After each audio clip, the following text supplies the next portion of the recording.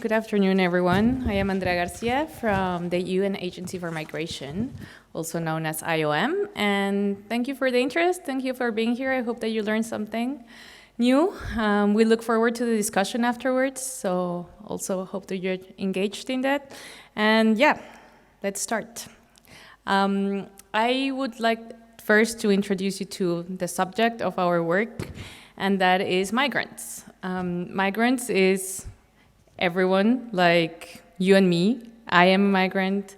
Everyone that's going to speak today is a migrant, and I would take a bet that most of you are or have been a migrant at some point in your lives. So a migrant is basically anyone who has changed their residence at some point in their life for any reason. That's the definition that IOM uses. So that is a migrant, but who are missing migrants, right? When I migrated from Mexico to Berlin, Germany, where I live right now, I went by plane. Maybe some of you have migrated by train or have even taken a car if your country of residence to the next one is close by. And that was fine. That was really just taking a plane and coming to a different place, and it was all really easy and safe and seamless, right? But other people don't have that possibility. They are forced to take very dangerous journeys. So some people need to walk to where they're going, to where they want to go, their new place of residence.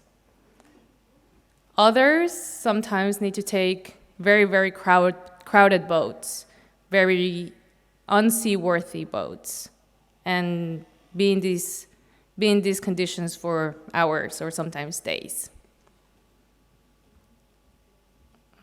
Other families need to take trucks, be on top of maybe some material or some construction or whatever the truck is carrying, but it's definitely not designed to have passengers there.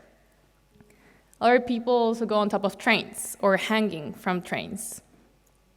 This is a picture from Mexico, but not only in Mexico, right? Also in Europe, everywhere.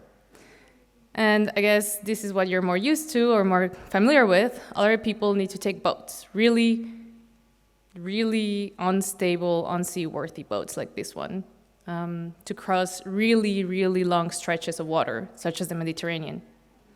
So these people don't have the option that you and I have to take an airplane, to take a train, and get safely to your destination. They need to put themselves in extremely, extremely dangerous situations because they want to migrate, like you and I did, right? Because they want better opportunities, because they want a better life, they want safety, they want maybe, medical attention for their family, or go to a nice university, etc., except that they don't have that option to do it safely like we do. When they have to migrate like this, they put themselves in really dangerous situations, and sometimes they lose their lives. So since 2014, we have at the Missing Migrants Project recorded 47,700 people. This is the minimum number of people who have lost their lives trying to migrate somewhere since 2014. It's at least this number. In reality, it's probably a lot more. So where did they die? Maybe that you're wondering. Mostly, they died in the Mediterranean. They drowned while trying to get to Europe. Then they also sometimes they have died in the US-Mexico border. Not sometimes, that was a really poor choice of word. Very often they die at the US-Mexico border in the Americas, like you can see. But also crossing the Sahara Desert, they also lose their lives here, trying to cross from France to Italy through the woods, or trying to cross the English Channel from France to the UK. Also in Asia, at the Bay of Bengal, the Rohingya people have lost their lives there, and they continue to do it. In Western Asia, going from Afghanistan to Iran to Turkey, eventually Europe. So this is a global overview of our numbers. As you will see later on, this might be biased by how we get our data. But this gives you a good picture of what's going on in the world right now regarding people going in these tremendously dangerous journeys. So like I said, we are the Missing Migrants Project from the UN Agency for Migration, and what we do is we document deaths and disappearances during migration. We have an open access global database that is accessible in our website. Our data is used to inform SDG Indicator 10.7.3. Maybe you have heard about the SDGs, right? I assume. So our data is one of the indicators. And we have a core team based in Berlin, which I am part of, and then we also have regional monitors in different areas of the world, like you saw in the previous map, who help us monitor those regions. And the IOM started this program in 2014, just after 2 really terrible shipwrecks happened in the Mediterranean, just off of the island of Lampedusa, Italy, in which approximately 400 people lost their lives.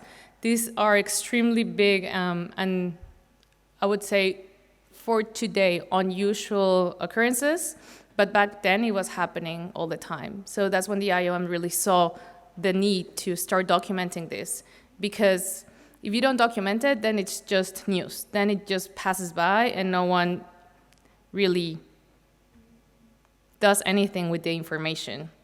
So it was created to really build this base, this evidence base, to be used in policy so that, policymakers can do a better job in doing better migration policies that don't put that don't put people in danger. And I'm just gonna tell you a little bit more about who is a missing migrant for us, because that is defined differently in different organizations.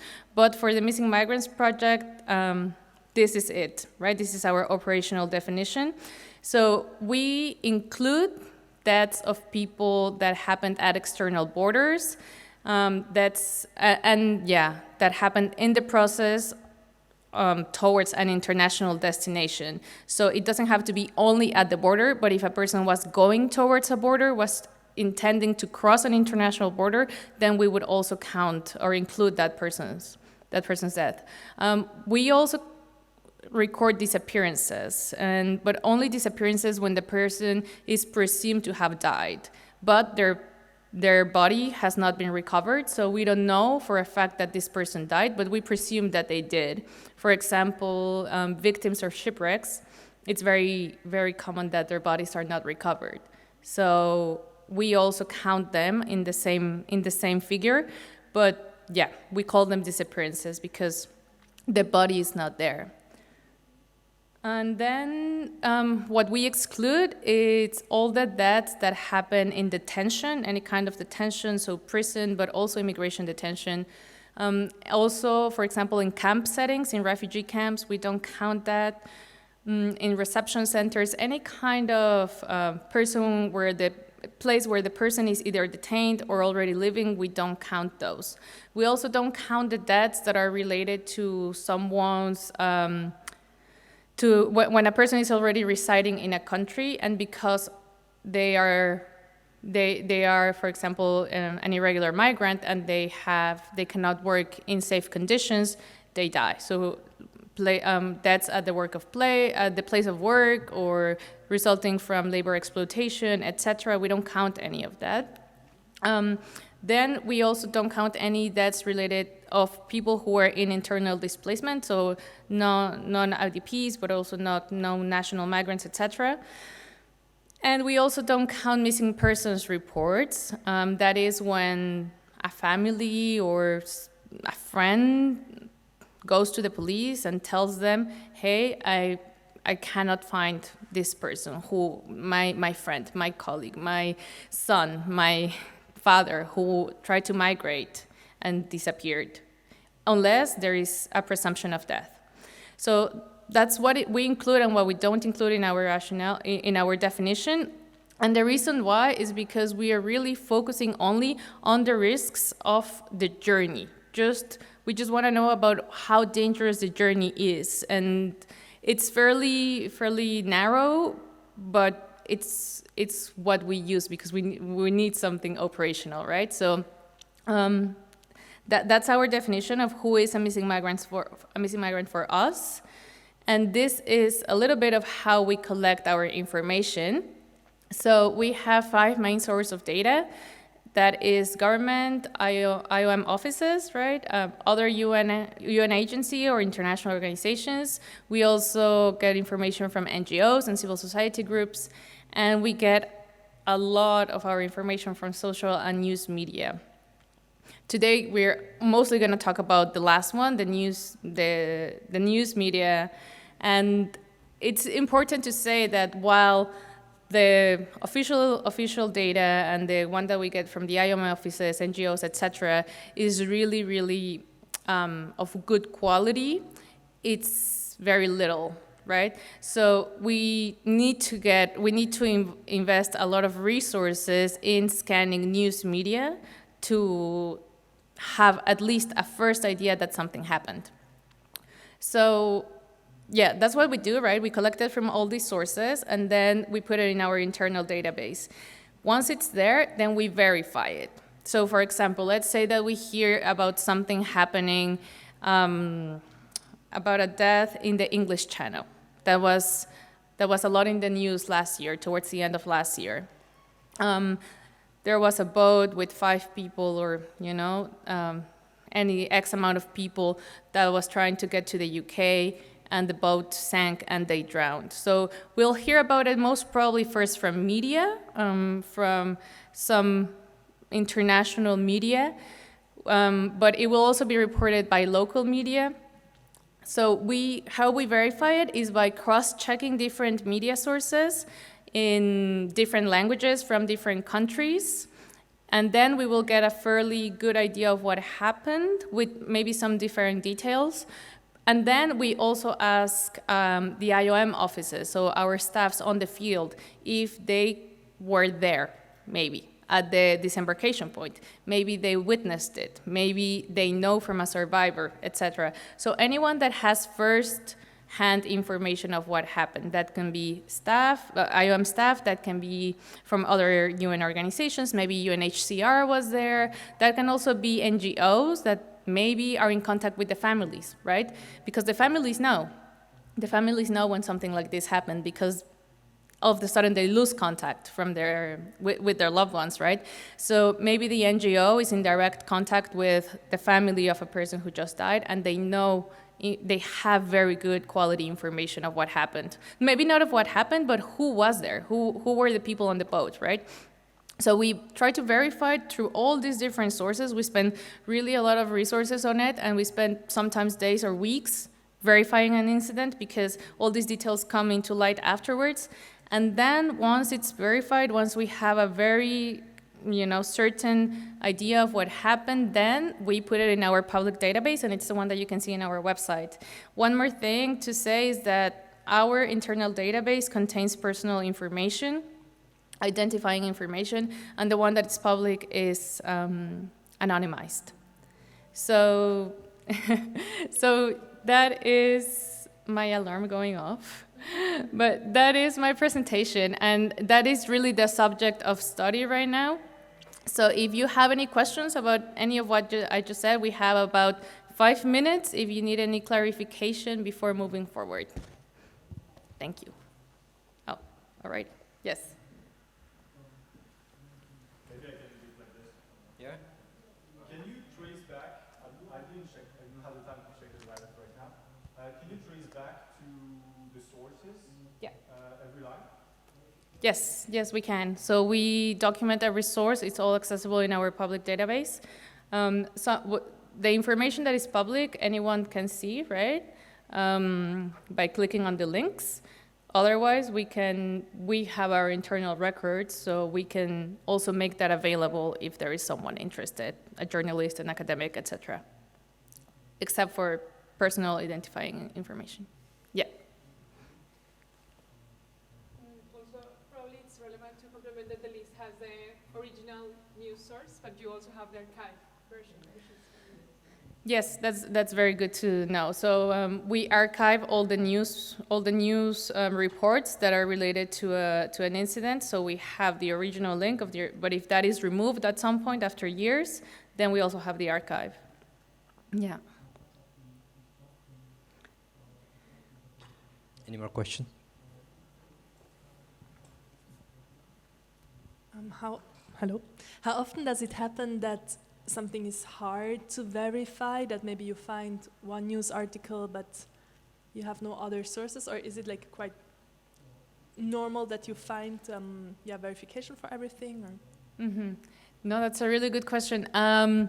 It happens very often, actually, that we only have one news media report as a source.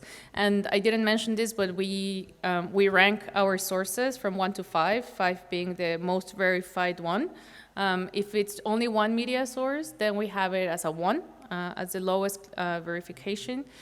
And it happens really often. It depends on the route, it depends on the country, etc. But especially when it's only very few individuals or a single individual losing their lives, then it's probably not reported in the media as much, right? We have a lot of information about the mass fatality events, but we have very, very scarce information when it's only one person or, very few people losing their lives.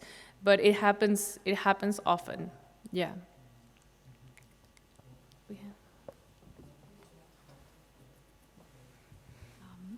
Do you gather any personal data? And in case you do, what sort? Yeah, so we gather personal data when it's available for the purposes of helping search for a migrant if it ever becomes relevant, right? If we can aid to a search of a family looking for that person. And we collect, when available, we collect the gender, the age or age range, name, nationality, and that's it. Yeah. Origin? Is migrating in the process of migrating from where to where? Yes, definitely. Yeah, we don't consider that like personal data, but yes, we have a variable for route, for migration route. So we classify them. Some don't fall in any of the routes, but most of them do. So we have this by route, we have this by region of incident. Maybe it would be good to have the variables there, but yeah, we have routes, region of incident, location of incident. We also have coordinates that are an approximate location of where the incident took place. Yeah, that's it, I think. He has another. Sorry, just maybe the last one. What do you remove from personal data? What do I remove? What do you remove? When we publish it? Yeah. Uh, What you just said, actually. Everything. No, except for gender. So we do publish data disaggregated by gender and by age. So, but age is only whether it was a minor or an adult. So, yeah, gender and age, we make it public, I guess. Mm-hmm.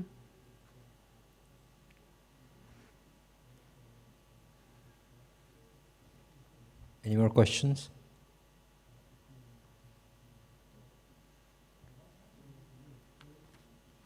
All right. Good. Should I stay here while we go? Should I go? Do you want to start with the challenges? Mm-hmm. Okay. Yeah. Yeah. Okay. Good. So we'll pass quickly to the second part of the presentation, and I'm just going to introduce it, and then Paola is going to take over. So these are the common data challenges and data gaps in our work. So like I said, we have very limited data from official sources. This is very, very relevant for us, or very, very important, because there's really no government that is collecting this data. Some official agencies are collecting this data, but only locally. So you know, there's a really, really huge gap of official data. Then there is, like I mentioned, there is, like I mentioned, the gap of when it's an incident involving only few people, right? There is also underreporting because the people maybe, so sometimes this, or most often these deaths and disappearances happen in very remote routes, very out of sight, in places where law enforcement doesn't have access, or authorities in general don't have access to these areas. So because the people who are moving are trying to move in a way that they are going to remain invisible, that they are not going to be detected by authorities, right? So when these deaths happen in these very remote areas, they're also not detected. As they weren't detected when they were alive, their deaths are also not detected. So that is a big challenge, because how are journalists going to know? How is, you know, how are authorities going to know, NGOs, etc.? So that is like the main nature of the problem. That's why it's so hard to quantify migrant deaths. And yeah, so another one is because the people who witness this usually don't want to report it, because out of fear, and a very, very well-founded fear, because, you know, evidence has shown that this is often the case, out of fear of being criminalized, you know, being considered a smuggler, out of fear of being detained, deported, etc. So out of fear of putting themselves in an even more vulnerable situation. So yeah, there is those are the main challenges that are inherent to the work, inherent to, you know, trying to document migrant deaths, but there are also many other challenges, that more technical challenges that Paola is gonna talk about. Thank you.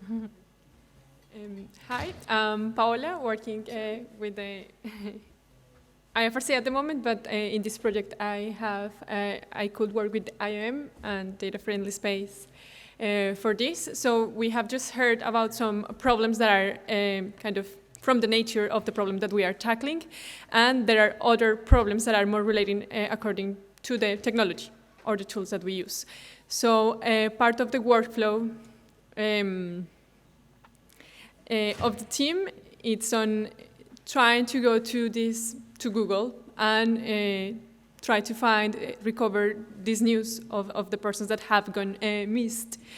And usually what we have said, that there are sources that have more attention, and then those are going to be the ones that are in the top results. And these big events are the ones that are going to get all your attention. But what happened with the little accidents that happen where 1 or 2 persons go missed? So those cases are still needed for the objective that we have. So what we wanted was to have a customized tool that kind of changed the algorithm so that we have a bit more of weight on how it worked. So more or less this was what we did. We have the input data. The data set that we used was Gdelt as that big data source that could bring us information in several languages from small media. So that was kind of the best data source that we could have.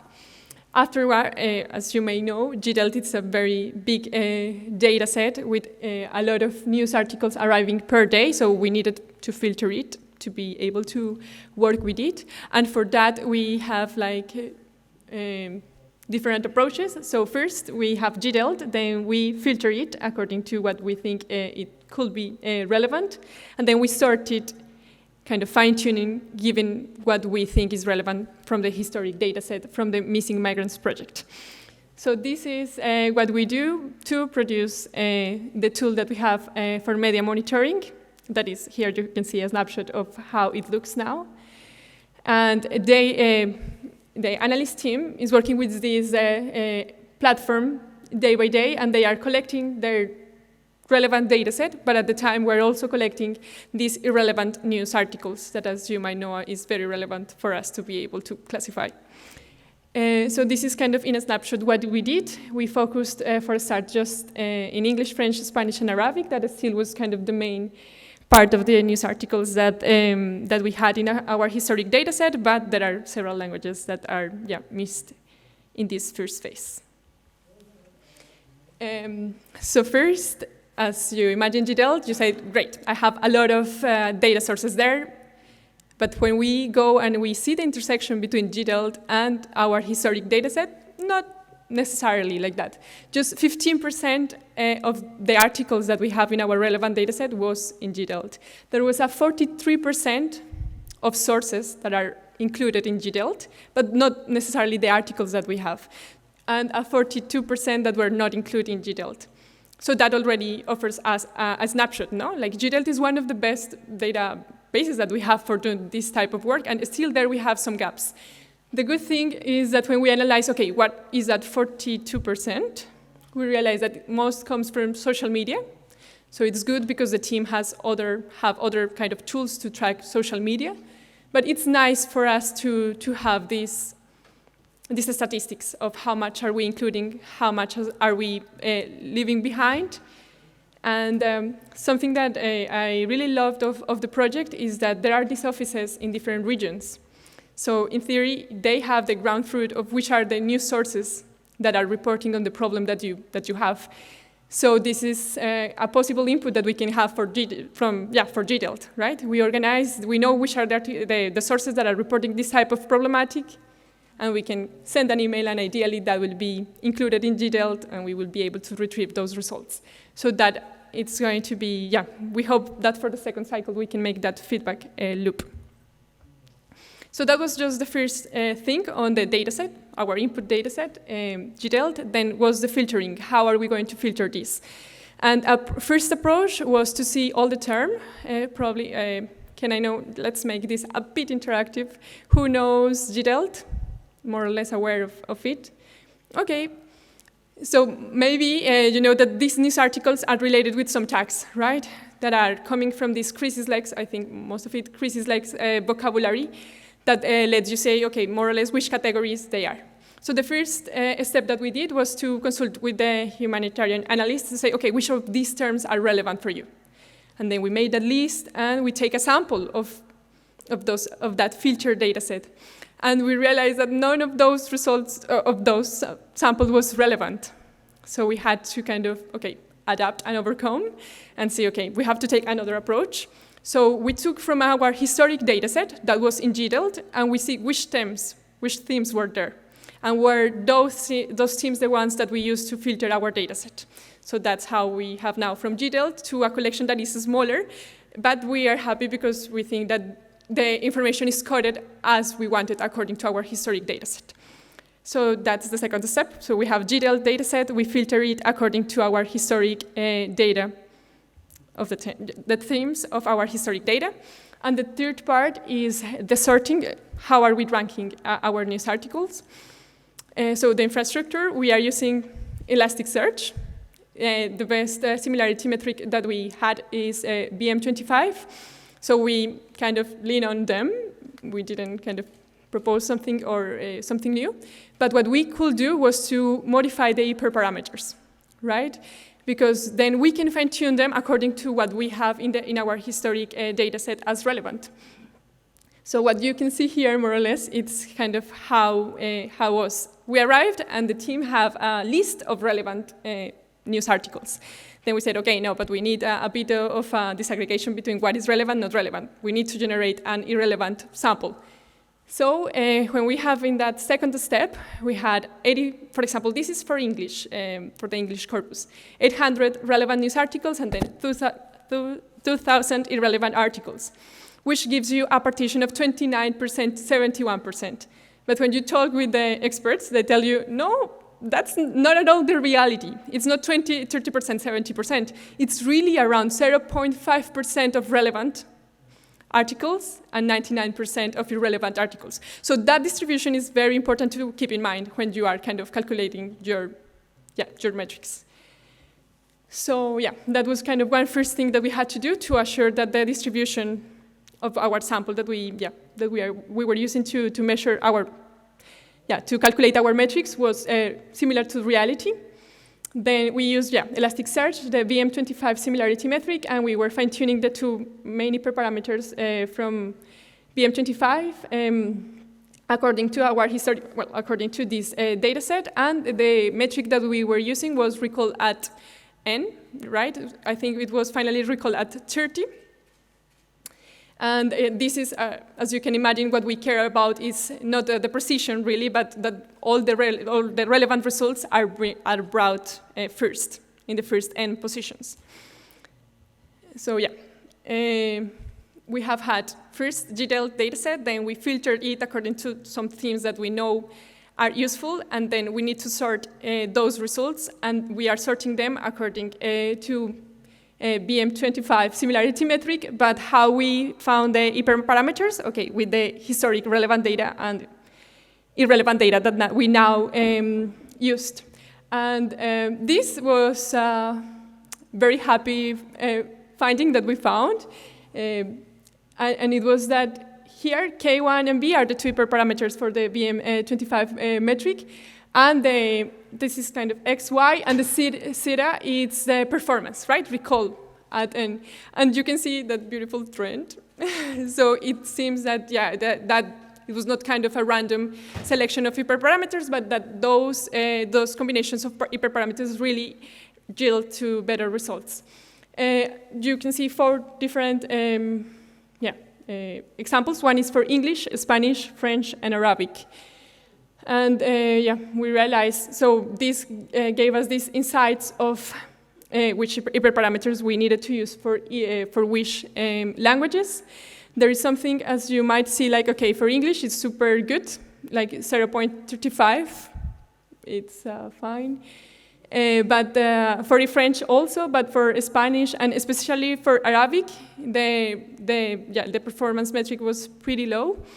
And part of our hypothesis is kind of the stemming process and the pre-processing that we were doing maybe was not the best. So here is the type of things that we would like to build on top, right? To explore other ways so that we can improve the performance also in languages like Arabic. And that's it from the technical part. So do you have any questions? Do you want to join the project? Yes? Okay, that's, I think, our main object. Wanted to say something, please? While they think of questions. So I forgot to say, but the other media monitoring tools that we use are very basic. So we use Google Alerts, which is surprisingly not bad at it. We use Data Miner. I don't know if anyone has heard of it. And Meltwater. Those are the other ones that we use, but none of them was good for what, or is good for what we needed, so that's why we wanted to take this other approach. Yeah. And what do you use for social media monitoring? Meltwater and our hands, looking for, Something like Facebook has, I don't know, data wrangler? No. No, so we really just go on Twitter and then go to the feed of the accounts that we know that are reporting on this. Same for Facebook. We go into the Facebook groups and look at posts by ourselves. But we also use Meltwater for it. Yeah. Any question anyone would like to ask? I wanted to ask you, do you know CrowdTangle by Facebook, Meta? No. Oh, you should check that, maybe that helps. Okay, so we have no questions?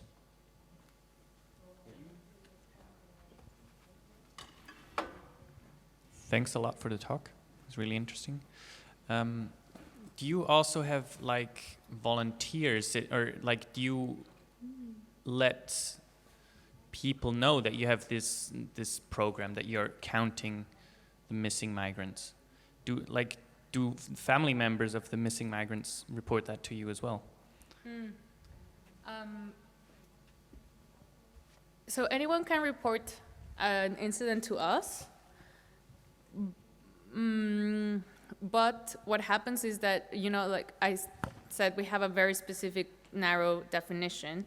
So when we get reports, we get, you know, reports, external reports, they're usually not what we're looking for. They're not in this very narrow definition.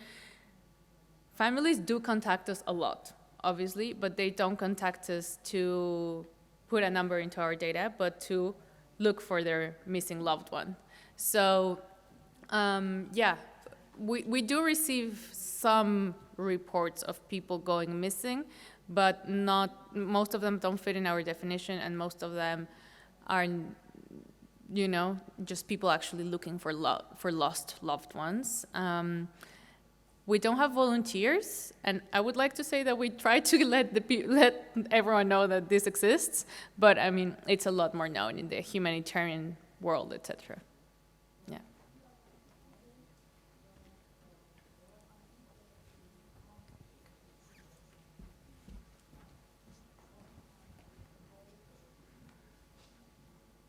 Okay, thank you. I was just going to ask if your database has already been used for other projects or like to influence policy so far, or if you're still just in the collection process, or how you get that, like, you know, to other places to get, you know, policy change or whatever is needed. Yeah, so I think like our biggest achievement in the policy world yet is to have our database adopted as an SDG indicator. So SDG indicator 10.7.3 is really our data reported by the UN, right? So I think that's what, you know, like we, the biggest achievement. We do communicate a lot of our data periodically to different governments. I don't know if it has actually been used for policy making, which is what we are trying to do, right? So we give it, for example, weekly to the German Chancellery. We give it, I think, quarterly to the UK. We also give it to the Fundamental Rights Agency of the EU, etc. So we are constantly providing this information because we're asked for it. But how it's used, it's hard. You know, I cannot point you to an example, which I guess is one of the, you know, main like broken links here. Like, okay, we collected. Our purpose is not to advocate per se, just to collect. We hope that other actors then take our data and use it for advocating or for policymaking, etc. Yeah.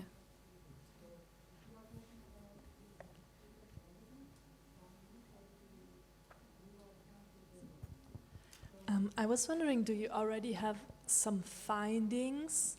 Like you said, for example, you mentioned that like there's now less incidents in the Mediterranean, which is basically mostly because, right, people are detained in Libya. So I wonder just, and that would have somehow to reflect in the internal African data.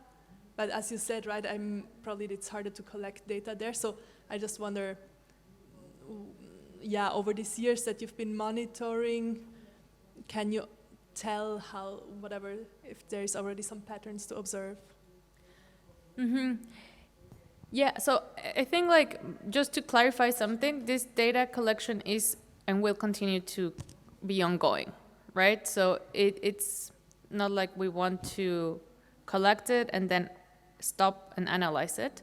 So we are constantly collecting and analyzing. So it's a bit hard for me to summarize what our findings are right now, but like we publish a lot. So we have the public database, but we also publish a lot of data analysis and reports in our website. We publish quarterly, yearly reports by region. So it's a bit hard to say in general what are our findings. But something that I do have to say now is that our data is, we put a lot of effort and a lot of resources into it, but it's really hard to collect, and there's many biases that are in our data. So what may seem as trends could also just reflect a difference in how we are collecting the data, on which tools we are using, etc. So it's hard, you know, to kind of like summarize our findings now, but this is being the data is being analyzed all the time, and analysis are being published. Yeah.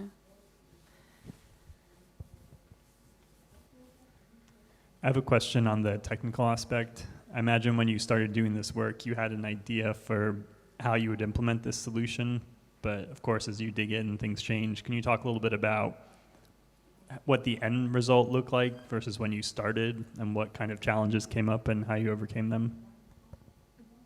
I'm sorry if that's a hard question. Sorry, because probably they were talking of a quite interesting aspect, and yeah, we go to more specific. At the beginning, the idea was to apply, as probably most of you read in the title, AI for tracking missing migrants. So that was the purpose, right? That we will have an algorithm to let us kind of classify what was relevant, and that we could have better results than Google. That was the idea, right, for our specific purpose. So what we were imagining was that, okay, we are going to, with the data that we are going to have, we will be able to propose deep learning models, how maybe transfer knowledge to be able to fine-tune finally what we thought was also a classification task. So it was also that the framing, kind of relevant, not relevant. And with time, we said, okay, maybe the time that we have, just also on the scoping design, like there were different phases, so that the aspect of development was of the design of the model was smaller, and also not as a classification task, but as an information retrieval task. And to say, okay, wait, there is already a solution. I mean, we could use Elasticsearch, which is is faster. That's kind of probably the way to go, to just fine-tune the hyperparameters of this rather than build our kind of solution from the base. So that's kind of one of the main shifts from the technical side. Yeah, just I wanted to also add my opinion on the aspect that was questioned before, is that even if, for example, you saw the bubbles there and you saw that in the Mediterranean there was a lot, right? And from the team, they say like, well, that might be biased because of the media monitoring, right? There is a lot of people reporting that specific part. It's still very useful for us to keep doing this work, because in the future, maybe through this type of tools that let you check other sources, these ones that are not, let's imagine that we make this in a way that we have the beautiful recall of one, right? So we were really bringing all the information that we can from these news articles that we can retrieve by Gdelt. Let's improve that situation. Now it's not just the news articles that Gdelt has, but all the news articles, because we have our people in field and they could report these extra news sources. So we are really in the ideal. So now we can look back and say, okay, which was the bias? And we can have like a historic trend of, right, the global. So that's why even if right now maybe we are kind of biased to a specific region, it still tells you, and it's of great value for the future. So yeah. Question? No. On your bias step, like definitely you will never have the ideal situation, as you said. Did you try to measure the bias according to the number of articles you actually have access to? No. Meaning, like, let's say you have like 5 that you found in like 20 articles. Could you try to extrapolate from the little data you have in some places, just to have a general idea of maybe how much could be the real number? We didn't do it. It seems like super nice to have. I know that they have done for some specific routes, no? Like you have a bit of an estimation of 1 to 4 ratio, but... Yeah, so this is something that we were already discussing, and about if we know how our numbers compare, because as I mentioned, these are just really the minimum estimate, and I hope I did mention it. If I didn't, I'm gonna say it now because it's really important. This is just the minimum estimate of number of people who died. So how that compares to the real numbers, right? So it's really hard. I mean, we have anecdotal reports in different routes that indicate that there is a lot more.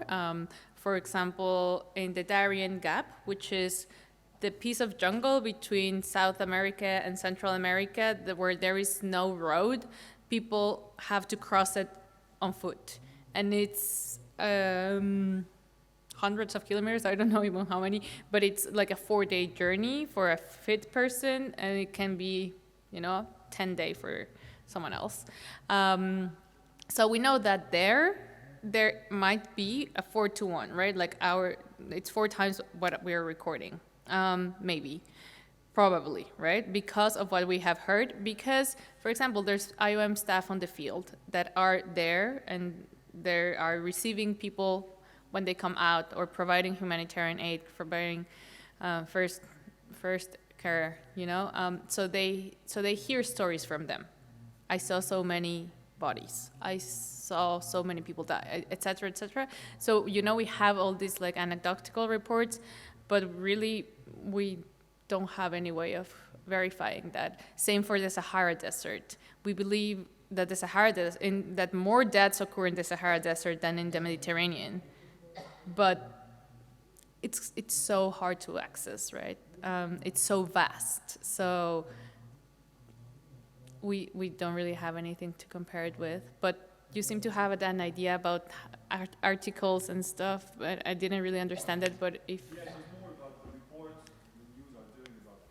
Like in some countries, you will have maybe less incentive for the news to pop up these kind of stories than in some other countries, and maybe only the news bias might be interesting to study.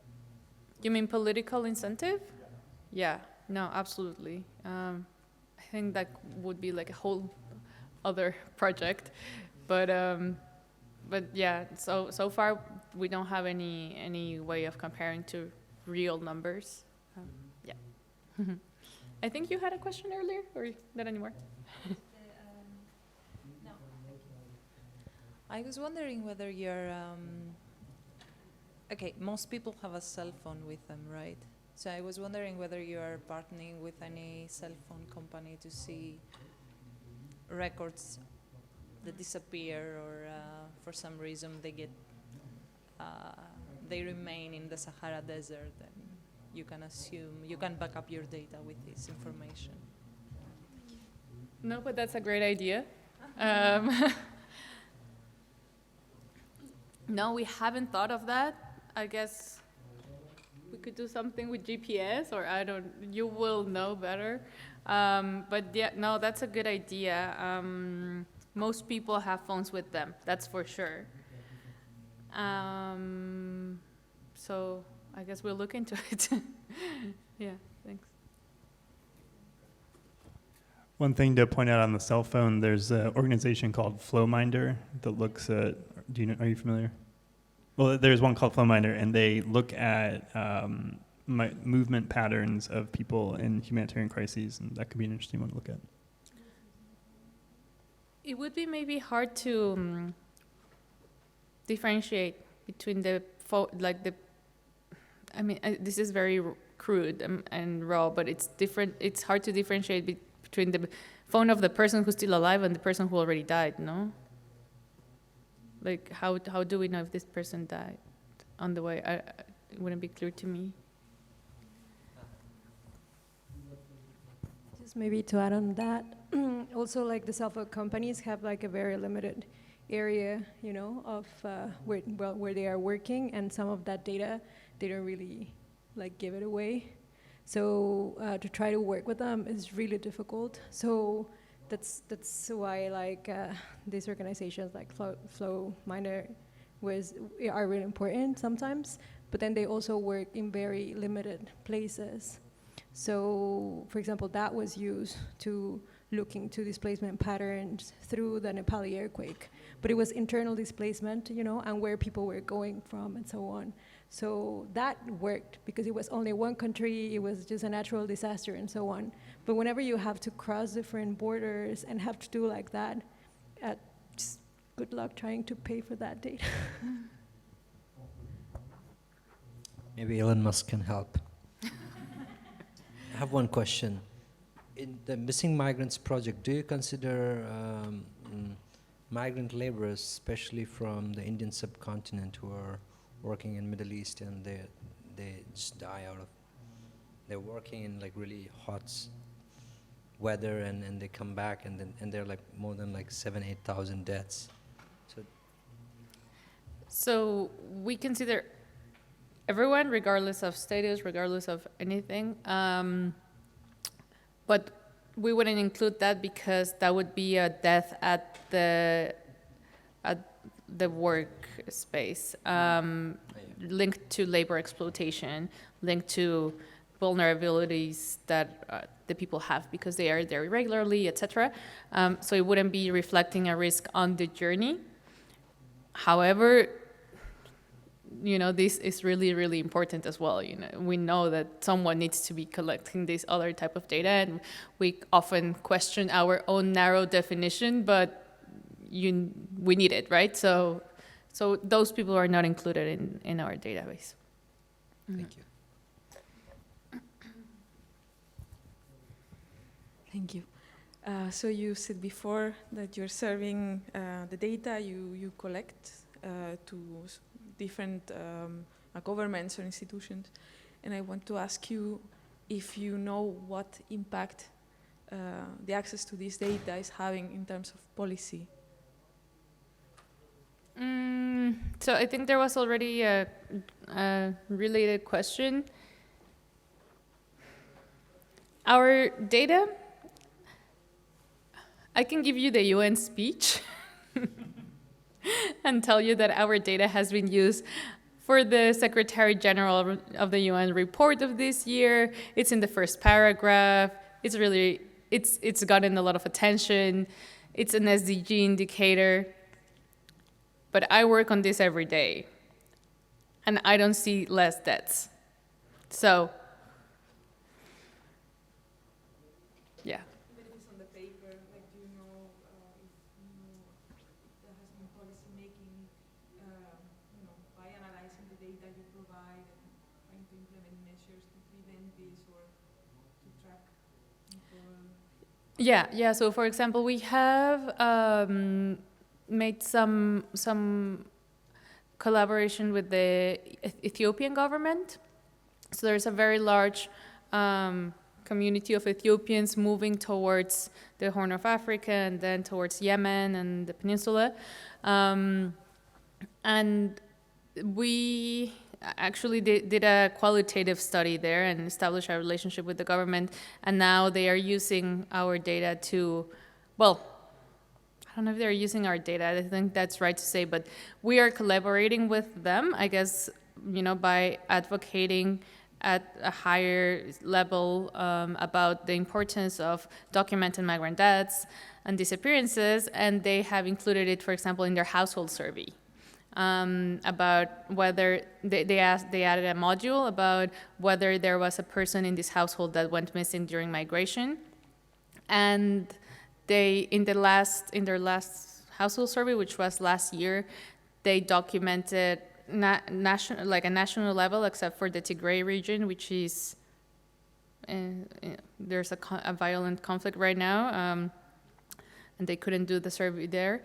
So they documented 50,000 people missing, which is the same number that we have for the whole world, right?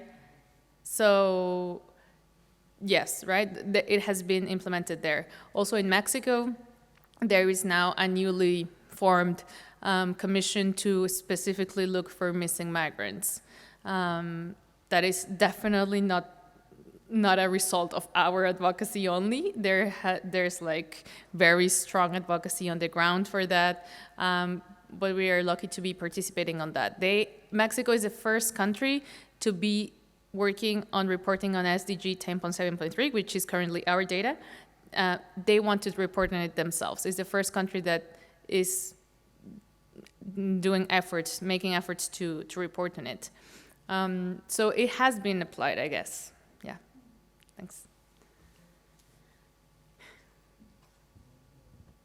Any questions? Shall we take a break? Okay, we take a 15 minutes break and then we'll come back here for another session. Yeah. We'll be, we'll be back in like 20 minutes at 5. So we'll start the next one at 5? Yeah. Right. Thank you. Thank you for coming. Come back. I feel like people are gonna leave.